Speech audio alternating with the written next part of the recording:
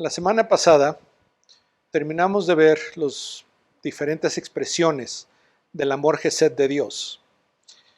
De parte de Dios, en la pareja, en la familia y en la iglesia, es lo que vimos la semana pasada.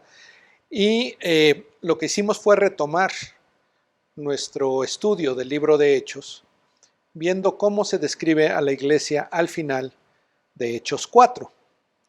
Y habíamos visto ahí cómo lo describe de una manera bellísima. Nos dice que las personas, esos primeros cristianos, vendían sus pertenencias y llevaban el dinero a los apóstoles para repartirlo a aquellos que tuvieran necesidad. Y cómo en este contexto o en este ambiente es que hay una proclamación poderosa del mensaje de la resurrección de Cristo. Y termina ese pasaje dándonos un ejemplo específico acerca de Bernabé, cómo Bernabé vende un terreno y le trae el dinero a los apóstoles para que ellos lo repartan a aquellos que tenían necesidad. Aunque es una imagen muy bonita que tenemos de la iglesia, desafortunadamente no dura mucho tiempo y empieza a haber problemas dentro de esta comunidad que se nos describe en el libro de Hechos. Hoy vamos a ver cómo se da uno de esos casos. Y conforme lo vemos, me gustaría que pensaras en lo siguiente. Nuestra pureza espiritual es un reflejo de lo que pensamos acerca de Dios. La medida en la que nosotros nos comportamos de acuerdo a lo que Dios quiere que vivamos, habla acerca de lo que pensamos acerca de Dios.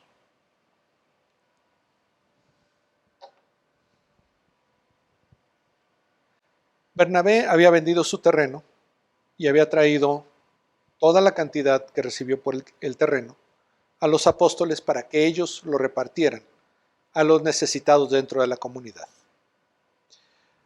Había una pareja, el hombre se llamaba Ananías, la mujer Zafira, que también vendieron una propiedad, pero acordaron entre ellos que no iban a dar todo el dinero a los apóstoles, sino solamente una parte, pero iban a decir que eso era el total de lo que habían recibido por el terreno.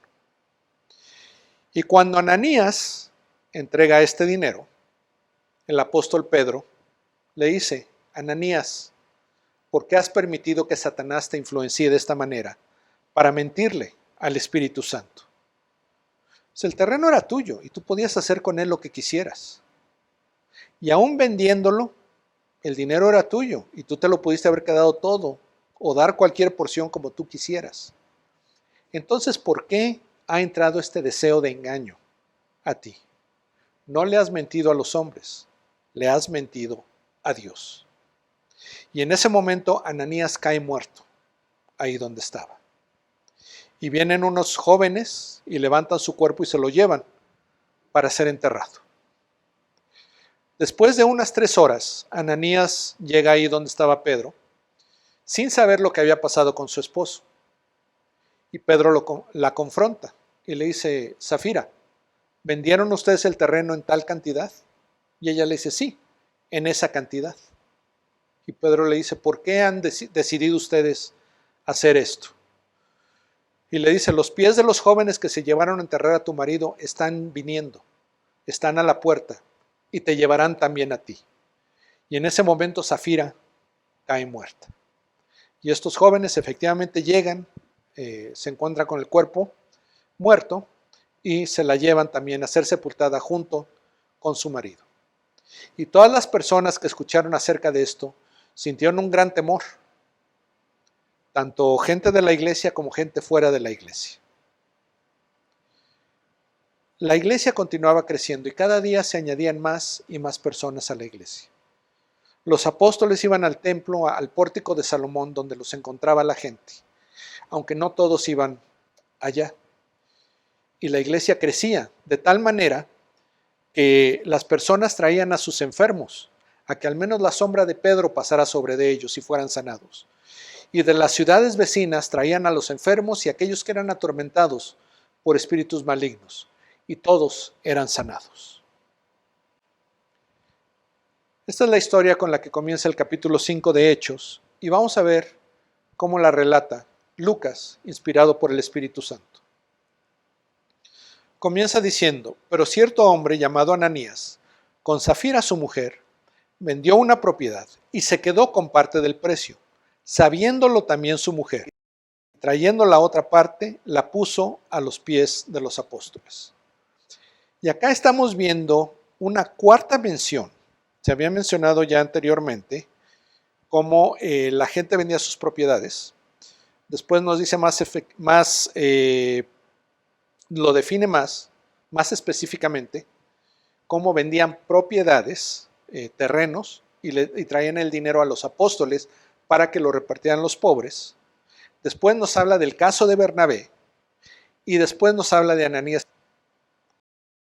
de cómo venden una propiedad y siguiendo esa línea, esa narrativa, pensamos que después llevan el dinero a los apóstoles pensando que todo mundo iba a pensar que era lo mismo que se había descrito anteriormente, que iba a ser lo mismo que había hecho Bernabé, que la cantidad de dinero que le entregaran a los apóstoles era la cantidad en la que se vendió esta propiedad. Ahora, ¿por qué deciden quedarse parte del dinero, pero decir que lo que le entregan a los apóstoles es el precio total del terreno? No nos lo dice la Escritura, pero podemos pensar algunas cosas. Vemos que Bernabé es un nombre que los apóstoles le dan a un hombre llamado José. Es un apodo. Y que Bernabé significa el que te anima, el que te cae bien, el que es tu amigo, el que te ayuda, te apoya. Y aparentemente hay una conexión entre el hecho de que Bernabé vende su terreno y le trae todo el dinero a los apóstoles y se le empieza a conocer de esta manera. Probablemente, o es una posibilidad, que Ananías y Zafira querían también ese tipo de reconocimiento.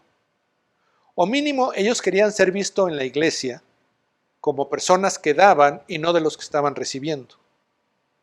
El punto es que ellos querían dar una impresión diferente a lo que en realidad era. Esto es un engaño, es una mentira. Ellos querían ser vistos como personas que habían dado todo el dinero que habían recibido por el terreno a los apóstoles, por motivos de beneficio propio. No estaban pensando en el bien de la comunidad y no estaban pensando en lo que Dios pensaba acerca de esto. Nos dice después la Escritura: pero Pedro dijo: Ananías, ¿por qué ha llenado Satanás tu corazón para mentir al Espíritu Santo y quedarte con parte del precio del terreno? Mientras estaba sin venderse, ¿no te pertenecía? Y después de vendida, ¿no estaba bajo tu poder? ¿Por qué concebiste este asunto en tu corazón? No has mentido a los hombres, sino a Dios. Aquí vemos varios aspectos muy importantes de lo que está sucediendo. Primeramente, Pedro le dice a Ananías: ¿por qué ha llenado Satanás tu corazón? Esta es la primera mención que se hace de Satanás en Hechos, y es raro que se le mencione, pero sí debemos estar conscientes de que hay un enemigo que está activo y que está buscando desviar nuestra atención de Dios hacia algo más, o que está buscando llevarnos a vivir de una manera que no refleje nuestra relación con Dios. Pero es Ananías el que hace esto, y le dice a Pedro que el pecado que ha cometido es que le ha mentido al Espíritu Santo, al quedarse con parte del precio del terreno, al decir: aquí está todo lo que recibí por la venta del terreno, cuando no era, cuando había otra parte que se había quedado. Eso fue mentir, y dice que es al Espíritu Santo. Y Pedro le dice: pues si el terreno era tuyo, y tú te lo pudiste haber quedado, nadie te estaba obligando a venderlo. Y es más, aún vendido, nadie te obligaba a que dieras todo el dinero. Pudo haber sido parte o pudo haber sido nada. Tú tenías el control sobre qué hacer con ese dinero. Entonces, ¿por qué, dice ahí, concebiste este asunto en tu corazón? Podemos ver que Satanás pone la tentación, la idea, el deseo de hacer esto, pero es Ananías el que concibe, el que toma la acción en lo que está haciendo. Y termina Pedro diciéndole, no has mentido a los hombres, sino a Dios. Le dice, mira, Ananías, el problema aquí no es que a nosotros nos hayas dicho, aquí está todo lo de la venta del terreno. El problema es que tu intención fue mentirle a Dios. O lo que tú hiciste fue mentirle a Dios. Al oír a Ananías estas palabras, cayó y expiró. Y vino un gran temor sobre todos los que lo supieron. Entonces los jóvenes se levantaron y lo cubrieron y sacándolo le dieron sepultura.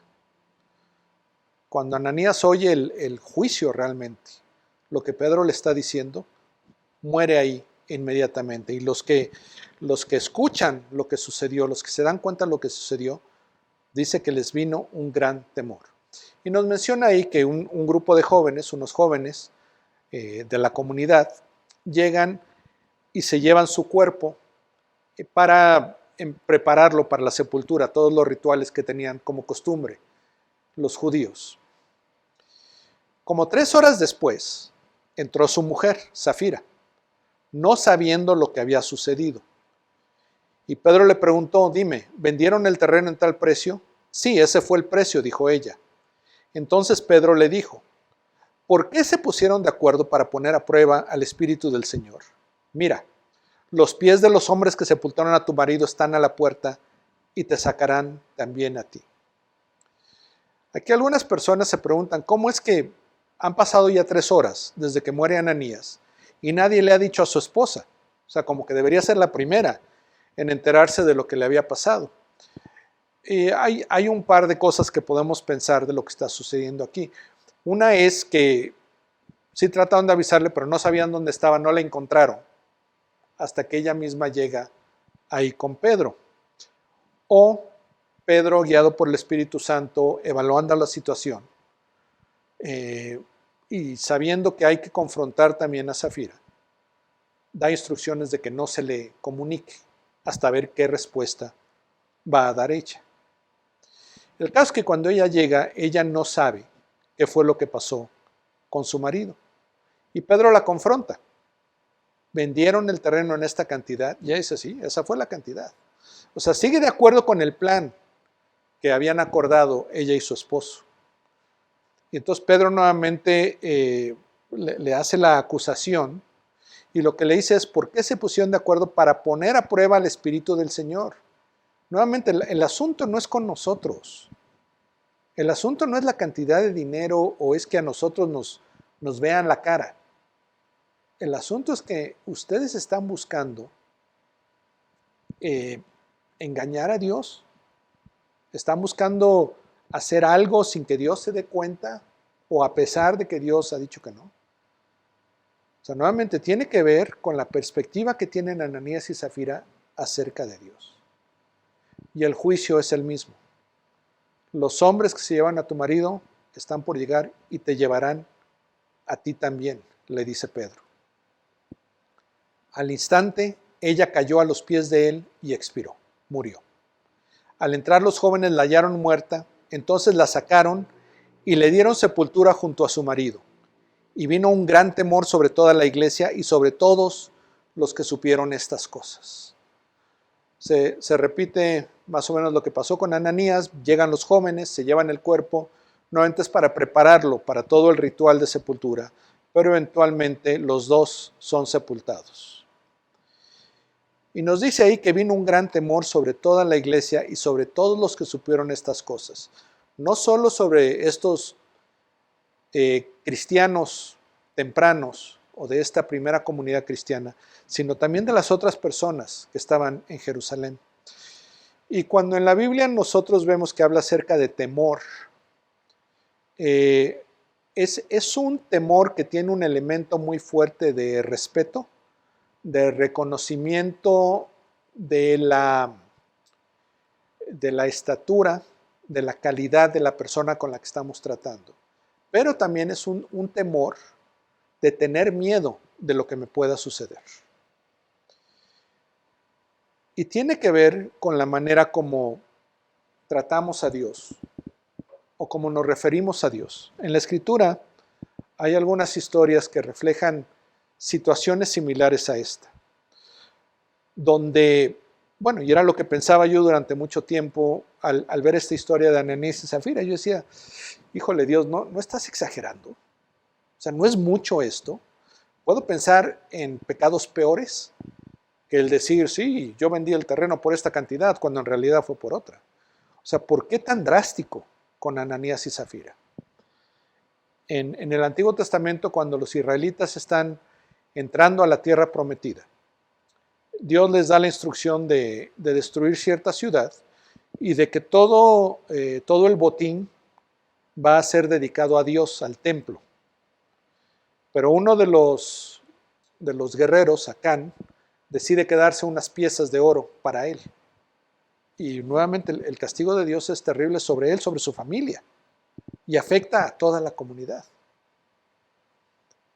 Otra historia es cuando el arca está regresando a Israel después de que lo tuvieron los filisteos, y está regresando en un carruaje, y está siendo guardado por soldados israelitas. Y en cierto momento el carro se tambalea y parece como que el arca se va a caer. Y entonces uno de los soldados estira la mano para detenerla. Y en ese momento Dios lo mata. Y podríamos pensar nuevamente, ¿no es muy exagerado esto? O algunos incluso piensan la historia de Adán y Eva. O sea, tanto rollo por comerse una manzana o el fruto que haya sido. ¿Por qué es un castigo tan fuerte en estos casos, en el caso de Ananías y Zafira? Tal que hay un temor de parte de las personas. O sea, su respuesta es temor. Y debemos entender tanto la magnitud de lo que está pasando como el contexto en el que está pasando. Cuando Ananías y Zafira piensan que ellos pueden recibir un beneficio personal al mentirle a los apóstoles, no es solo el hecho de mentirle a los apóstoles, sino el hecho de que piensan que Dios o no se va a dar cuenta o no le va a importar. Y ambas situaciones son muy delicadas y muy peligrosas. No nos lo dice la Escritura, pero por mi propia experiencia como pecador, yo sé que eso es lo que nos lleva a veces, o lo que pensamos cuando estamos pecando. Pensamos que quizá de alguna manera Dios no se va a dar cuenta de lo que está pasando, que lo va a ignorar, que está muy ocupado con el COVID o con guerras o con lo que está sucediendo en otros lugares, y yo me puedo salir con la mía. Dios no se va a dar cuenta de lo que estoy haciendo o lo que estoy pensando. Quizás si lo pienso rápido, Dios no se va a dar cuenta. Y cuando nosotros empezamos a pensar que Dios tiene ciertas debilidades, ciertas limitaciones, Dios deja de ser Dios. Y eso no es bueno para nosotros, porque entonces ¿a quién iremos? ¿En quién confiaremos? ¿O qué nos motivará a querer poner nuestra vida en manos de Dios, si es un Dios limitado? O por otra parte, el pensar que a Dios no le importa. ¿En qué momento marcamos la línea de qué pecados le importan y qué pecados no? Y la realidad es que todo pecado es un pecado en contra de Dios. Todo pecado atenta contra lo que Dios ha revelado de sí mismo. Él se ha revelado como un Dios santo, como un Dios puro. Y como sus hijos debemos reflejar ese anhelo de pureza y de santidad. Si nosotros pensamos, la mayor parte de mi vida la estoy viviendo conforme a lo que Dios quiere, pero esta partecita de acá, esta de acá la voy a vivir a mi manera, voy a hacer lo que yo quiero. Dios, fíjate en esto es algo pequeño, no importa. Este es un pequeño placer que me doy. No, Dios nos quiere en nuestra totalidad. En la economía de Dios, nada menos del 100% es válido. Y nosotros no podemos empezar a asumir que hay cosas que no son tan importantes o que no tienen la importancia que Dios le da. Y nuestro deseo debe ser evitar todo pecado. Y el otro aspecto al considerar por qué tan drástico el castigo contra Ananías y Zafira es el momento en que se da. Hasta este punto estamos viendo que la iglesia está creciendo. En Hechos 2 nos dice que 3,000 personas creyeron. En Hechos 4 nos dice que 5,000 personas se añaden. La iglesia está creciendo y nos la describe como una comunidad comprometida unos con otros, generosos, y en la cual los apóstoles pueden proclamar el mensaje de Jesús, de la resurrección de Jesús, en particular con poder. Si esta expresión de pecado, de egoísmo, de buscar un beneficio propio en vez del beneficio de la comunidad o de la misión que Dios le ha dado a esta comunidad, el problema es que ese pecado crece, contamina, empieza a afectar a otros. Ananías y Zafira no se hubieran detenido ahí. Hubieran desarrollado un patrón cada vez mayor de buscar un estatus dentro de la iglesia a costa de mentir y de engañar. Y quizá otros se hubieran dado cuenta y hubieran dicho, pues sí, si a ellos les funciona, ¿por qué a mí no? O ellos mismos pudieron haber dicho a otros, oye, ¿sabes qué? Esta es la manera en que debes hacerlo. Y entonces la iglesia deja de ser lo que había llegado a ser. ¿Es un castigo muy drástico? No, cuando consideramos que todo pecado atenta contra Dios en cuanto a que cuestiona que Dios es Dios. Y que todo pecado afecta a aquellos alrededor nuestro. Y Dios, al proteger la pureza de su iglesia y el bienestar de aquellos que son parte de la iglesia, tiene que cortar esto de raíz. Y por cierto, a veces terminamos siendo un ejemplo para otros de lo que no se debe hacer. Y en este caso, cuando la gente ve el resultado de las acciones de Ananías y Zafira, ese temor va a prevenir que ellos caigan en lo mismo. Ananías y Zafira bendicen a otros mostrándoles lo que no se debe hacer. Es importante que veamos cómo continúa la narrativa después de esto, porque por cierto, van a surgir otros problemas de dentro de la iglesia y de fuera de la iglesia. Pero por ahora, Lucas nos da un tercer panorama de lo que es la iglesia en el libro de Hechos. Y dice, por mano de los apóstoles se realizaban muchas señales y prodigios entre el pueblo, y acostumbraban estar todos de común acuerdo en el pórtico de Salomón, pero ninguno de los demás se atrevía a juntarse con ellos. Sin embargo, el pueblo los tenía en gran estima. Y entonces vemos nuevamente esa expresión de que los apóstoles continuaban como el pueblo de Dios, cumpliendo la misión de Dios de llevar el evangelio a todas las naciones, a todo lugar, en el poder de Dios, del Espíritu Santo, con muchas señales y prodigios. Durante la iglesia continúa con ese impacto que está teniendo. Y nos dice que los apóstoles acostumbraban estar de común acuerdo en el pórtico de Salomón. Ese es el mismo lugar donde Pedro y Juan y el hombre que fue sanado de su parálisis fueron después del milagro, y donde toda la gente que quería saber más los encontraba. Y entonces ellos continúan yendo a ese lugar, probablemente porque la gente sabía que ahí los iba a encontrar, y entonces ahí se acercaban a escuchar el mensaje que ellos tenían. Y vamos a ver en el siguiente pasaje, y también para sanar a sus enfermos. Aunque nos menciona acá, dice, ninguno de los demás se atrevía a juntarse con ellos. Aquí no está muy claro quiénes eran los demás. Aparentemente eran los cristianos, los de la iglesia, que no eran los apóstoles, y que por razones que no se definen acá, no se atrevían a ir al templo. Quizá tenían un temor genuino de que las autoridades nuevamente iban a hacer algo con ellos, o por alguna razón no iban. Y dice ahí que sin embargo el pueblo los tenía en gran estima. O sea, no había un problema en cuanto a la reputación de los apóstoles hacia el pueblo, hacia la gente que estaba en Jerusalén.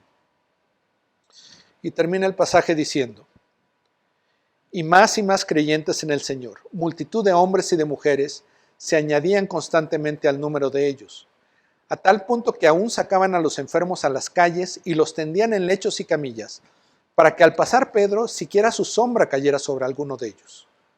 También la gente de las ciudades en los alrededores de Jerusalén acudía, trayendo enfermos y atormentados por espíritus inmundos, y todos eran sanados. El resultado de la disciplina que Dios ejerce, en particular sobre Ananías y Zafira, y a través de ellos, sobre toda la iglesia, es que más y más creyentes en el Señor se añadían constantemente al número de ellos. La iglesia sigue creciendo, la misión de Dios se está cumpliendo a través del pueblo de Dios y con el poder de Dios. Porque nos dice ahí que la gente sacaba a sus enfermos en camillas, los ponía ahí a un lado del camino, para que cuando Pedro pasara, al menos su sombra pasara sobre ellos. Y no lo dice directamente, pero parece que se sanaban de esa manera. Y nos dice también que la gente de las poblaciones cercanas llevaban a sus enfermos y a aquellos atormentados por espíritus malignos para ser sanados por los apóstoles. Y dice, y todos eran sanados. Vemos acá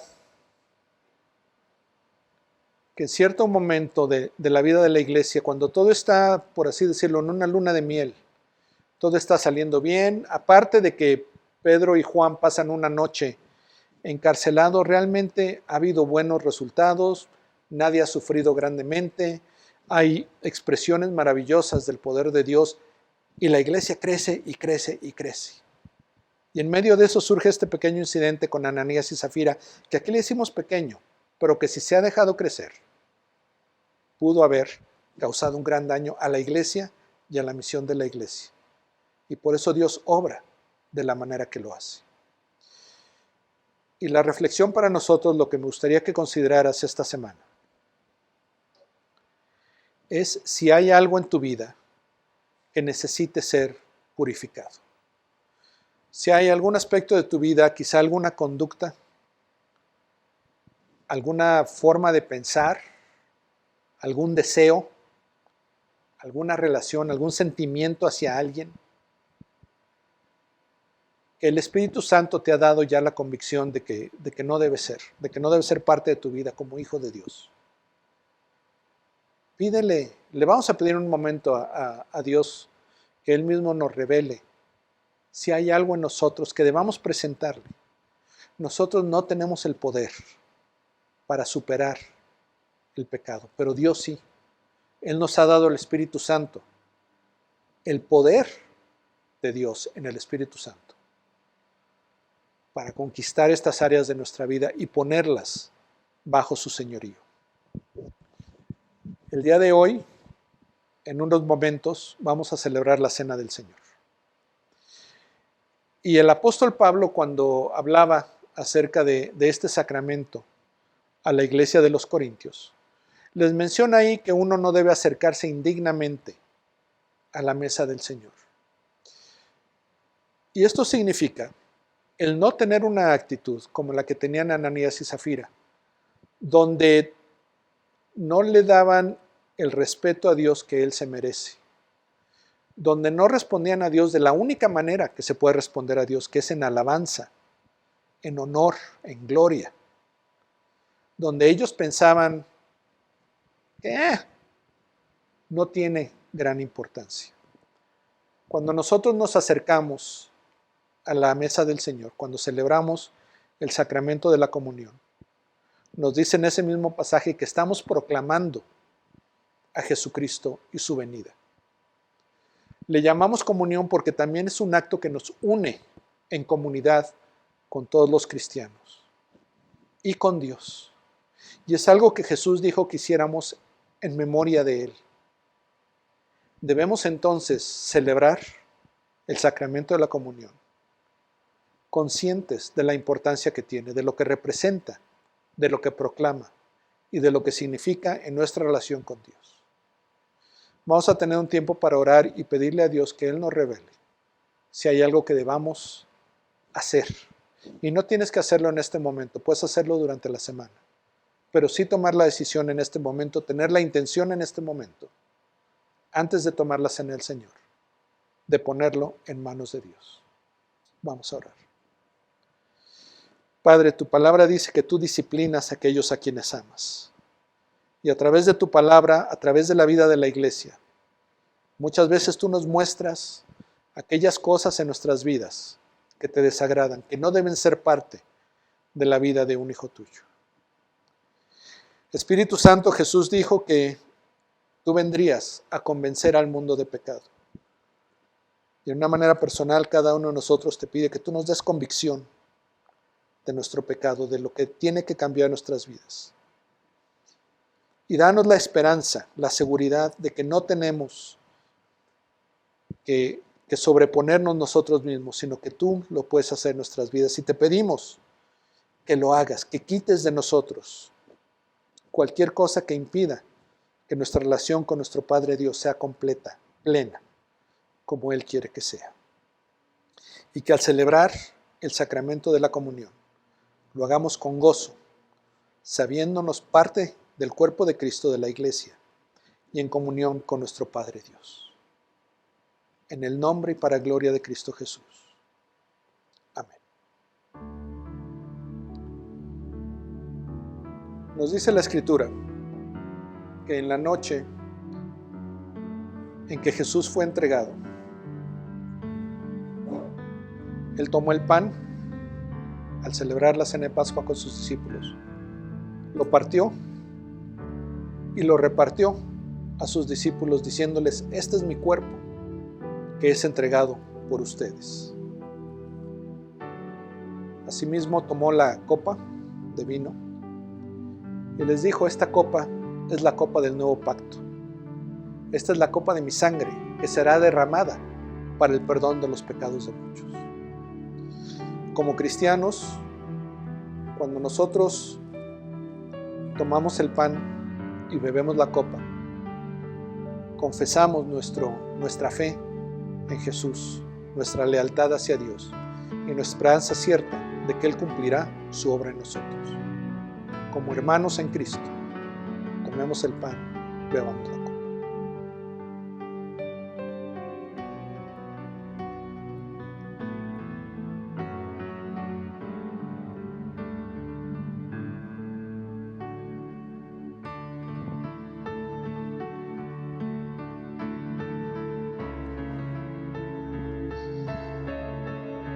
Gracias, Padre, por darnos esta manera de recordar, de meditar, de enfocarnos en quién eres tú y quién somos nosotros por la obra de Cristo.